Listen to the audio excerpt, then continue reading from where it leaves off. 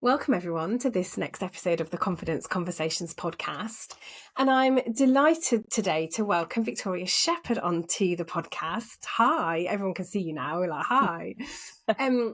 We are going to have a conversation today about money, about finances, but kind of the reason, well, we've met in networking, but also the reason that we're here was because following on from Noelle's podcast, which was all about the menopause. If you haven't listened to that yet, you can go back and listen to it. It was the first episode of series 3, really fascinating conversation. We ended up having a conversation at networking about women, menopause, money. And I was like, well, you have to come on the podcast and let's talk some more. So welcome to the podcast. Tell us a little bit about you, who you are and what you do. Okay, so I've got a slightly varied background. So I'm a veteran. I've served in the Royal Navy. I've got a couple of kids, which is the reason I don't serve in the Royal Navy anymore. And then I, like many people, sort of stumbled my way into financial services almost a decade ago. And just really loved it, really loved that puzzle piece of putting together people's money, and ended up working as an independent financial advisor through the COVID crash and the high interest rates and all the fun that we've had with the economy since then. But I had this kind of niggle that I wasn't serving people the way I wanted to, and I wasn't able to target the people I really wanted to help the most. So I think that sense of service kind of just kept niggling at me. So I launched Fincoco Financial Coaching 3 months ago yesterday, and it's aimed at really, helping anyone manage their money and be in control of their financial future. But my real kind of target and the people I love helping are women. So yeah, that sort of, gender wealth gap and then the gender menopause gap, or the menopause pension gap, that we ended up chatting about following on from your previous podcast. Yeah. Amazing. And I there's two things for me. I want to talk a little bit about the Navy and kind of what that gave you and your service. And I love the idea that this service theme kind of follows through. But the other thing was, this morning we were at networking and we ended up sat next to each other, and my business was the oldest business in the room. I'm an old timer now, and you've been 3 months, but there was somebody on the table that was newer than you as well. I was like, oh, you're the old timer now. That makes me feel better. Yeah. And I think he was like, 3 weeks in or something, and you're 3 months. And I think it's probably amazing the things that you've learned in, if I think about what I've learned in 5 years, what you've probably learned in 3 months is probably on a similar kind of scale, if it's all relative. What, in terms of confidence, what did the Navy give you?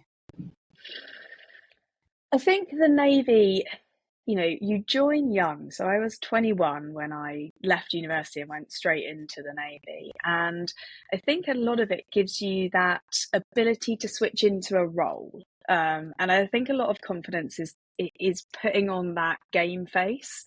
And, it's helped in the military because you literally put on a different outfit. You put on your uniform and it has a rank slide that you visibly hold a position in that, on that ship, in that room. You can look around and you know exactly where you fit and you know exactly what role is expected of you. So I was a junior officer, and when I first went to sea, I was essentially a bridge officer. So when the ship was just at sea, I was the one stood on the bridge saying, left a bit, right a bit, faster, slower. But equally, if anything went wrong, so if we had like a man overboard or the engines went down, I was the first sort of 30 seconds of action.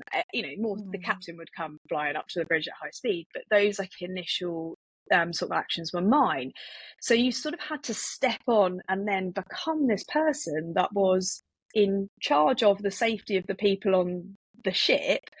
I'd been in the military for all of 5 minutes. Wow. It was, so I think in terms of teaching you confidence, it pushes you really quickly into a role where you have to outwardly demonstrate confidence.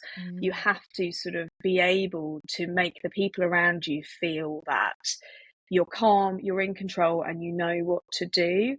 So it really sort of accelerates that maturity in closing down that inner critic and just being like, okay, this might be scary, I might not get it 100% right, but I've got to do something.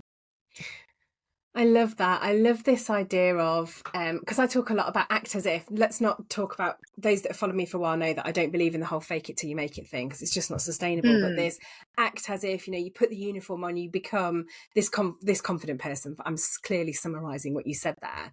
But this idea of being calm, in control, and that you know what to do.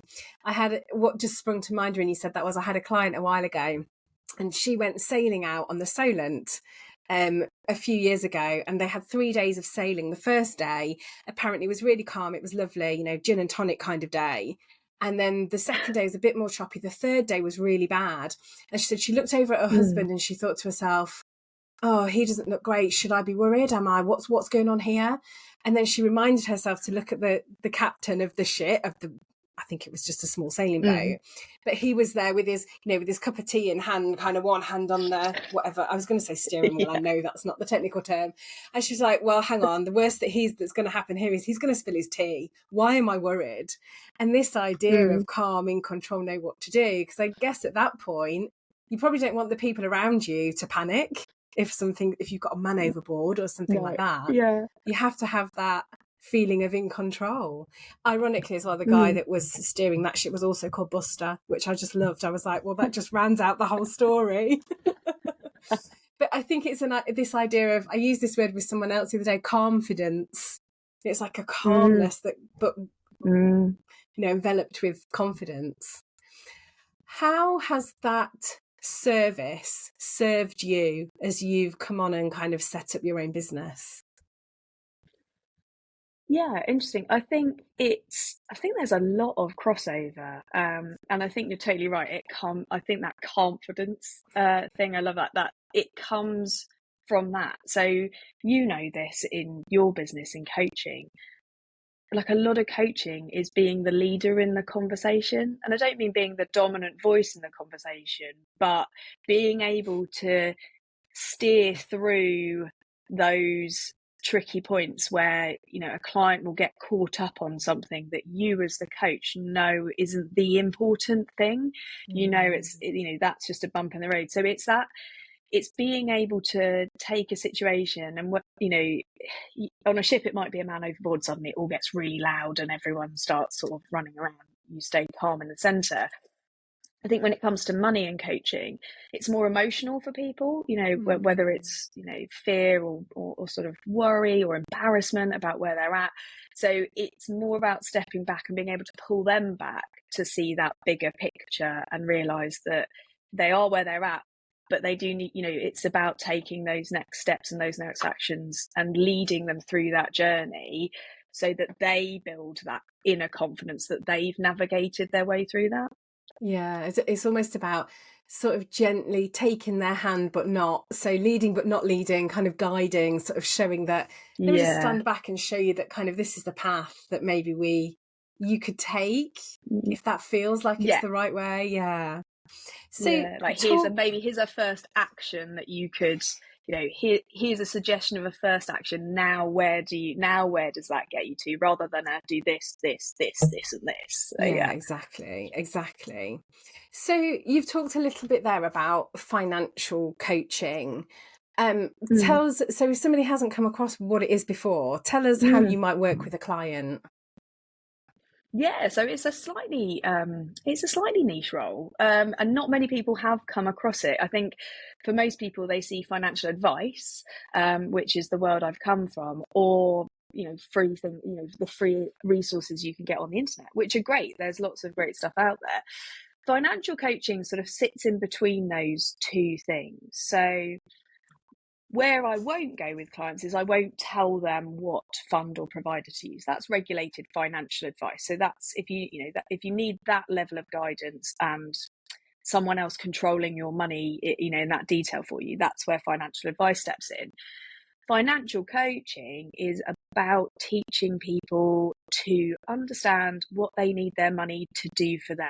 So it's really about establishing where you're at now, where you want to be in terms of what your financial goals are, and they can be really different. Some people, it's the obvious, I want to retire at 55 and have loads of money.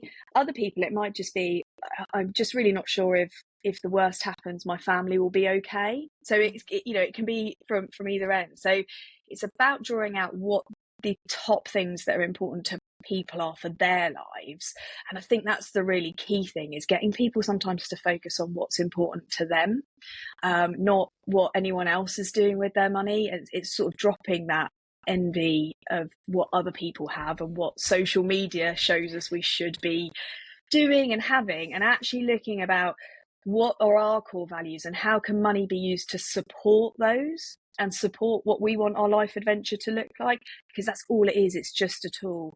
That number on a screen going up won't make you feel happy unless there's a reason for it. So if you're saving for your first house and you see those savings going up and up and you've got a target, you will get that sense of satisfaction.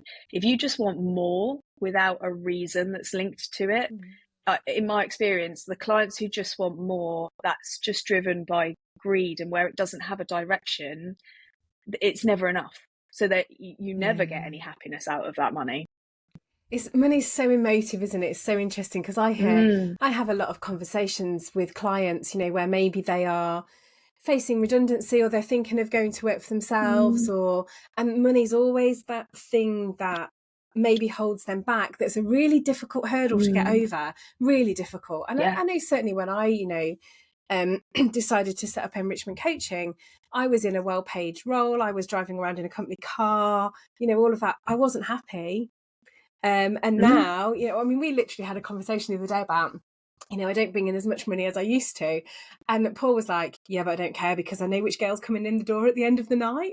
So some things are more important, but when you're in that situation and money's so emotive, it's hard to sometimes get beyond that. And you mentioned there things like fear, worry, envy. You didn't say comparison, but comparison's in there as well, isn't? Like you said, we're looking on social and going, how are they on holiday all the time? What are they? Look at their house. Look at their new car. What are they? We don't know the truth behind that. Oh, I'm falling behind. I don't have that. So what am I doing where I'm failing? I must need more. More will make me happy. Well, maybe not. Maybe not at all. More might just want you to want more. And then there's never, it's a bit like the carrot and the stick, isn't it? Are you always giving yourself the stick and there's never any carrot? Because when you get to that point, you pull the carrot away and you're off going again and again and again. It's that hedonistic treadmill, isn't it? If I just have a bit more, I'll be happy. And then you get to what you thought was more, and then you think, well, if I just have a bit more, I'll be happy. And the reality is that your money, you're never going to have enough money to do all of the things that you want to do, because the more money you have, the more things you will want to do. So it's never, like I say, it's never going to make you happy. Just money doesn't make you happy. The things that money allows you to do with your life, that's what makes you happy. Yeah, fascinating. So you have said that you can work with anyone, but actually you've chosen a specific route, that the people that you, I may be guessing here, think the way you can have the most impact is with women. That's the, it's the, and I guess definitely one of the things that I have learned in these first 3 months of trading and this journey of setting up my own business is, yes, I can help anyone. I'm at the moment, I'm about to start working with an 18-year-old before going to university. And I'm working with people all the way up to sort of like their 50s, and it's a mix of boys and girls and couples.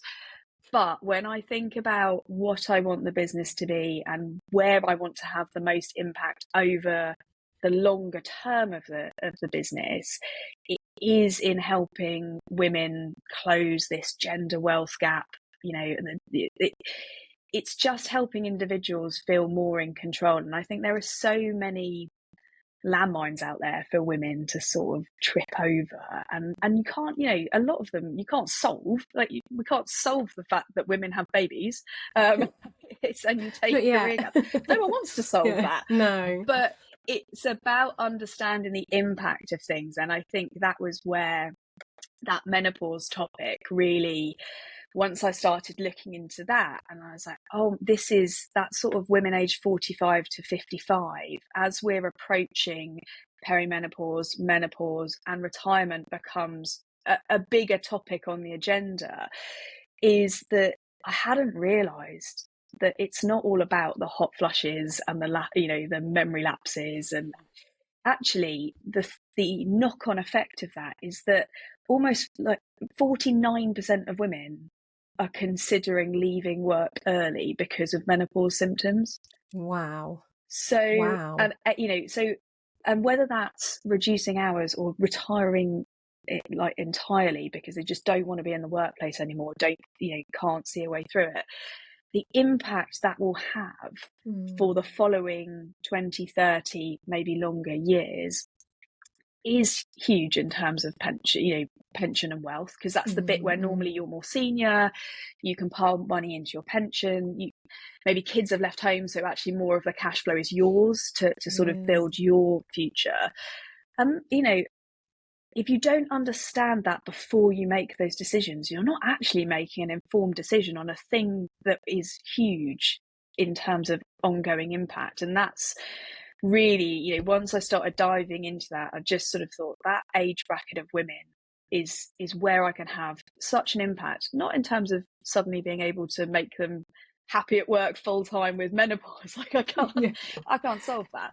But what I can do is help them navigate that choice, so that rather than being focused on how they're feeling now because they're experiencing those physical symptoms which are making them feel emotionally a certain way, is to actually pull back and be like, okay, that's fine, but here are the ongoing impacts, and here are the things just to be really aware of. And it's the same with, I've got a couple of clients going through divorces. It's the same thing. While you're going through it, it's really emotional and you just want to be done with it and be out the other side as quick as you can. But, a year down the line, 5 years down the line, 10 years down the line, are you going to look back and think, actually, maybe I should have just understood what not looking at the pension sharing actually, like, did that have a big impact? So that's where I've ended up with this target of women and slightly more mature women, because I just think we have so many pressures coming onto us from sort of 40 plus that you need to understand the financial impact, because that will impact how you live your life later down the road. It's fascinating, isn't it? Because the menopause and the rise of the understanding, I think it's fair to say, of the menopause, because it's being talked about more, is highlighting all of these things that have probably never been considered. So probably the generation before us would never even have thought about any of this, right? Because it was all about the hot flushes, maybe doctors thinking that they were hysterical or going mad and all of that. But now we're much more tuned into it, aren't we? Although at some points we probably do think we are going a little bit mad. But I think this financial link to menopause, which is what got us here on this episode, is really interesting, because you're right, we focus on the health side of it, but we don't think about what if my symptoms are so bad that I can't seem to get them quite under control, I haven't got anything quite right at the moment, that actually I'm thinking about leaving my job or retiring. But I guess you probably see people or women that are in a situation where maybe they haven't looked after the finances because the other significant other in their relationship has done all of that. And it's and it's that sort of reducing your hours, retiring earlier, and like you say, if you're feeling like your symptoms aren't under control, what's the first thing that we'll do? We'll go and spend money on supplements. We might go and see a private doctor to get a more bespoke hormonal thing. The cost of menopause is there. Like, it's not all covered by the NHS. It's not all easily accessible. And I think now there's this understanding more of like how long the perimenopause period can be for some people as well. And if you're not far enough into it for the medical side to really come to the fore, you're probably going to be supplementing and doing all these things. So it's sort of nibbling away at our personal finances from that, addressing the health concerns. But then, there's these potentially much bigger knock-on impacts. I think Royal London did some research in 2022 and found that based on sort of a lot of women going part-time through the menopause, what they call the menopause pension gap, they've said on average is £69,000 less in your pension. Wow. and it goes up to stats are incredible. 122. Yeah, if you stop work, if you retire earlier, it's potentially up to sort of £122,000 less. I mean, that's massive. It's huge. Yeah. But you can see why women, when they're dealing with like the physical feeling of going through it, you just want to deal with that. Like, I want to solve this now and deal with the rest of it later. And I think sometimes it's just understanding. That's fine. If leaving work is the right thing for you, that's okay. But you need to understand that will probably change what your future finances look like. Yeah. And it's almost like a double whammy for confidence, right? If we just strip it right back to isn't it? Because your confidence is probably already not, because your hormones are all over the place. You probably don't know who you are. You're trying to deal with all of this. And then suddenly you've got this whole money pressure as well. That's there in the background, that then still brings out this fear, the worry, the anxiety that you're already having, because you're probably not the person that you were 6, 12, a year ago. Yeah. What would you say is the biggest challenge that you come across then when you're dealing with somebody's finances, I guess in terms of what might impact their confidence the most? So I think the financial literacy has got to be up there as one of them, just understanding money. And I think particularly for women, and we've discussed this before, there's sort of this feeling that women are risk averse, and that's why we don't invest. But I think it's, actually, it's more that we're risk aware. Like, we all know it. We sort of tend to catastrophize situations or look for what the worst outcome could be. And I think, that's where, like, honing that skill of confidence really is so necessary for women to overcome that inner fear voice that's telling you all the things that can go wrong. But I think that sort of lack of financial literacy, especially for women, will mean that they feel like they don't understand the risks enough to take the risks to invest. But as soon as you get through that, sorry. No, go on, carry on. I was going to say, as soon as you get through that, like a key bit of when people work with me is that we sort of develop the plan and then we look at how it plays out. But then we do these deep dive sessions into the topics that are relevant to their goals. So if it is retirement, because it's an easy one to pick on, if it is retirement and pensions, we'll do like a couple of deep dive sessions into how do you look at funds? How do you choose a risk level? When you're looking at your investment online, what are you looking for to see whether you should stay in that investment, whether you should make a move, so that they know how to handle it. And it's not rocket science. It's just, without the knowledge, how can you have any confidence? Otherwise you are faking it till you make it, which is, like you say, it's not true confidence. And it's about having confidence in those financial decisions, but it has to be based on a level of knowledge or skill that you have. And why do you think women don't have, I mean, I'm guessing there are some men out there that don't have it either, right? But because we're talking about menopause, it's linked to women. I don't offend anybody, but why do you think women don't have financial literacy? I think a lot of it is based in sort of how we see women and money. I think there is this feeling that sort of, you get a few exams and maybe you go to uni and you get a nice job, but then you find a nice husband, and then, that sort of, you lose a shoe really on a drunken night out and the shoe fits and you find your print. Yeah.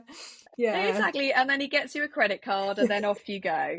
And that sounds really trite, but I do think there is still this feeling that women love shopping. They love spending money, and what they're looking for is financial support and security. And we love a sale, and we love a great deal, and it's just, whereas men, there's a lot more, I think it's a lot more normal for society to talk about men growing wealth and becoming wealthier and having money. And I do still think there is a bit of a gender divide in that, like, women spend money and men generate money. And obviously that's not true when you come down to a person to person basis. We know, we run our own businesses. We don't spend money willy-nilly. We spend our time building our business. and most people I know aren't frivolous like that, but I do think there is this feeling, and I think you can see it in some of the, marketing and stuff. It tends to be like investment marketing. Look at the color schemes; they're like really masculine, like big dark colors. But budgeting, like if you want to run your family budget, that's a bit softer and a bit pinker, and Even and I your think there's voice just this there. divide. Sorry, I talked over you. Yeah. But even your voice there in terms of it's true that these biases are just incredible, aren't they? But also I would say sort of my generation, we didn't learn budgeting at school, right? I mean, I learned trigonometry. I learned trigonometry. I mean, it went like that. But would it have been more useful had I have learnt about maybe interest rates, mortgages, savings, all of that? I left school not knowing any of that. And where have I ever used trigonometry? I mean, you could argue where have I ever used budgeting might come from the house, but and so there's that generation, or the gender divide, isn't it, between male and female. And when you were talking about that, I was thinking about one of my favourite films is Mary Poppins. Yes, I'm that old. And obviously George Banks goes out, doesn't he, with his bowler hat and his umbrella to the bank every day. And the wife is there with the vote, the suffragettes, votes for women, all of that kind of thing. And I think some of that in some, to what you're referencing, still exists in that space. Because we were talking about how they are targeted differently. Are women seen as, kind of shopaholics running the family home budget, and men are seen as the investors? But actually, is it just that women are more risk aware? I like that reframe rather than risk averse. Yeah, and in general, women make better investors when they do invest. Like women, we are better at it because we'll educate ourselves on it and we will make decisions and then we'll see them through. And that's really, I mean, the key to investing is to make an informed decision and then let it run. Like trying to trying to switch things around too often is the best path to not getting good returns on investments. But women are really good at managing money. It's just that it's getting women to make that leap into investing and growing their own wealth for the longer term. But you look at female CEOs, they tend to turn companies around financially because we don't make quick rash decisions in general. And you see it, don't you, when people talk about women applying for jobs, that if there's a list of 10 skills or 10 qualifications, women won't apply unless we've got at least 9 of them, because I think a lot of female confidence comes from knowledge, knowing the topic or knowing the skill, whereas men, it's just, I mean, I don't know where it comes from, but we know that they will see it and they will throw in an application. I think it's the same with investing. Men will just give it a go from early on, and then they will learn as they make mistakes. Women seem to feel much more afraid of putting things at risk and making a mistake, so they hold back. But when they do commit, they do a really good job of it. There is something in the hormones, men, women, testosterone, that drives men forward a little bit more, but also men don't overthink as much as women. That's in some of the confidence, the old thing of women underestimate their abilities and men overestimate, but actually when it comes together in terms of performance, there's no difference. It's just we have this bit going on before, where men will go off and like you say in the job description, and they will apply. But I think you're right about this. I mean, most people know that I work for Ann Summers. That was a female-led business. You look at, and I don't want to alienate any men. This is definitely not men bashing, because I'm sure that there are, there'll be some men out there that will find this really interesting, that aren't in charge of the finances in their, in their relationship maybe, or haven't got something in place. But again, the football is a great example, isn't it? I mean, England are playing tonight. We don't know what the outcome's going to be. We don't know what the outcome might be by the time people listen to this. But the women have won the Euros. There is something in terms of how we think and how we invest, how we do things differently. Yet it's often overlooked in terms of the marketing, in terms of what we come back to. It's fascinating. And I think if you are, Oh, I know, sorry. No. I think if you are one of those households where your female partner is in charge of the finances, that's how it works in my household, obviously, Yeah, because yeah. it's what I Yeah. do. I'm glad you said Um, that. um, but I think if if your wife or partner tends to run the money in terms of the family budget and tucking away money for holidays, or and they run that day-to-day side of it, maybe because there's family commitments that mean there's sort of an imbalance in time, because these things take time, sort of juggling these things around. Mm. I think what I would say is, like, if you're the man and you feel confident in sort of investing, or you understand a bit more, encourage your female part, like, to sit down and talk about it, Yeah. and just sort of show an interest. If one person, and it normally is one person, carries the burden of running the family Yeah. financial admin, and it is a bit of a burden, because every year trying to get the car insurance rate down, not up, and it takes time. Yeah. But share that burden a bit, so that that person who is running the money can talk it through and feel like they're not the only one making decisions. Because again, if you feel like you're carrying the weight of the family finances, you're much more likely not to take risk with it if you feel you're responsible for the outcome. Whereas if it's a joint conversation and you talk about longer term goals, and then you can talk about, well, should we be investing to get that longer term growth, and then you make those decisions together, when the markets go up and down, as they invariably will, you've not left one partner feeling like, oh my God, like, what have I done? What if I've made the wrong decision? So I would say it needs to be, if you're talking about joint finances, and you're, encourage the woman in your life to, to educate themselves, to learn how to do it. Tell them women are good investors. Go and invest for us. Like, come on, darling. Like, yes, like, I want you to run money, but I want you to run it confidently, and I'm happy to support us taking joint risk with things. Yeah, and I think it's fair to say that's kind of what happens in this house. So I don't do it. Paul does it, but definitely I take an interest in it. So I know what's going on, if that makes sense. But I Yeah. don't. But we have conversations about it. We talk about it. That hasn't always been the case. And we've been together a very long time. But that has happened more recently, probably as I've got a bit more grown up and a bit older and a bit wiser, and and also you don't know what's going to happen tomorrow, right? You don't know what's around the corner, do you? No. So you just you never know. That's cheery, isn't it? I didn't mean it quite to get like that. Well, it's a key part of money. It's one of the key conversations that, the first questions I will ask a client when I run through like a little financial health check that I'll do with them is, have you got a will? Have you got a lasting power of attorney in place? So it's not the cheeriest topic, but it tends to be the worry that sits there in, the 3 a.m. waking moments, is you don't, or you know someone who does pass away or gets diagnosed with something, and suddenly that fear of, oh God, I don't think we've got things in place. So yes, it's not that cheery, but it's really essential, to have those conversations and address those not so fun bits of finance, because it takes it away. Once you've done it, that's it.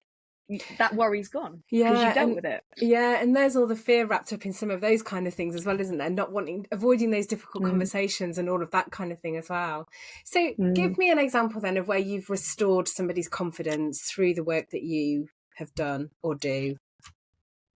Yeah, okay. So I think probably one of my clients where divorce is a factor is like the one that immediately springs to mind, and that's one where it was young children, so had stopped work, had kind of lost that money management confidence entirely. The decision had been made: stop work, have the children, and I'll provide the money, and you raise the children, and great. That works for a lot of people, but it didn't work out. The split has happened, and suddenly she's sort of sat there thinking, oh shit, I've just got a blank piece of paper, and I don't know anymore how to do it. So it was almost a case of reawakening the skills that she did have, because she'd been a perfectly successful young woman before she got married. So we basically got her to a point where she's now got that self-confidence of making those plans and setting those goals, and actually is now sort of, even though the divorce is still being worked on, she's like, yeah, no, I'm just really excited about the next chapter now. Like, I can see where this goes now. Like, I can see where, like, okay, I've got a plan. I know what I'm going to do house-wise. I know how I'm going to plan for like the long term future. And so suddenly there's this, like, even though this horrible thing is happening still slightly on the sidelines, there's this feeling of positivity towards the future. And that's because her biggest fear was suddenly becoming a single person with children dependent on her. How was she going to do the money? Now we've kind of taken away that panic, like that initial, oh my God, what am I going to do? Like, it's fine. You're actually okay. Here's what it looks like. And then once you have someone take that emotion out of that for you, and and tell you it's fine, once you see how it plays out over 5, 10, 20 years, and once you have that knowledge of how to make those decisions with confidence, suddenly, like, it's exciting because there's goals now. So that's like, that is the thing that just, that's the thing that brings me absolute joy. Is seeing that moment of turnaround, of like, I feel better now, I've got a plan. And then you build in the knowledge, and then they're like, oh, and now I'm excited about doing the plan. Like, let's get on with this. And I could almost feel the sense of relief in that as you were talking. And clearly, that was a client, but you could feel that I've gone from this blank piece of paper now through to, right, now I'm feeling excited about this. That feels really good, doesn't it? Really good. Yeah. What would be, sorry, this wasn't on the questions that I sent you before, but if there were 3 things somebody could go away and look at or investigate right now to make a difference to their financial future, what might those 3 things be? Sorry, putting you on the spot. So no, that's cool. That's cool. Check your credit score. Like, about once a year, you should check your credit score. It's really important for credit cards and mortgages and stuff like that, but also it'll flag up if there's anything dodgy happening in the background, if anyone has sort of invaded your finances. So check your credit score. You can do that online really easily.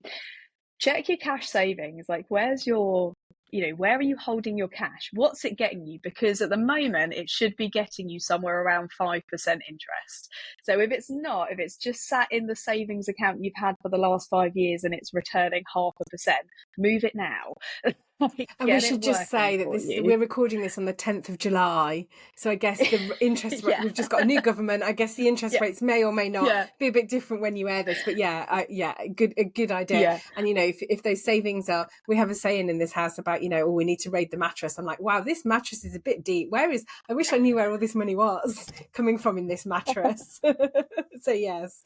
Check your cash. Yeah. So I think wherever we go in the next few months with interest rates, certainly, you want to be getting a return. It should be working for you. And then the third thing I'd say, and this is maybe aimed a little bit more at that slightly older age bracket, is check your state pension forecast. So you can do that online. Check your state pension forecast, because it's, for most of us, it's going to be the only like secure foundation of income. The rest of it's all invested pots that we need to manage ourselves. But you need 35 years of national insurance contributions to get the full state pension. If you're within sort of 5 years of retiring, or even 10 years, and you're not going to make that, you can buy back years. And for most people, it's a good idea to buy back those years. So those are the 3 things you could literally sit and do online today. Amazing. I've heard of the pension, the check your national insurance one, probably on Martin Lewis, which sometimes I'm forced to watch.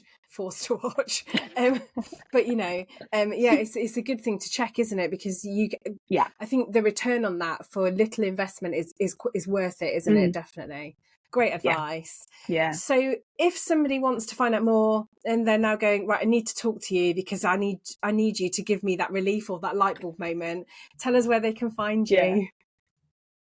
So I'm Fincoco Financial Coaching. So you can find my website at www.fincoco.co.uk, or search me up on LinkedIn, Victoria Shepherd, or Coco. We've got company page on there. But if you Google me or Google Coco, you should find a way to link in with me somehow. Amazing. And we'll pop everything in the show notes as well. So your website details and your LinkedIn will all be at the bottom of the show notes. Thank you. It's been fascinating conversation. I say this to all my guests, but literally I think we could talk for like maybe more than a couple of hours. There's so much to explore. It's such a wide topic, isn't it? And I feel like we've only scratched the surface. But thank you for your time. Thanks for coming on. Loved it.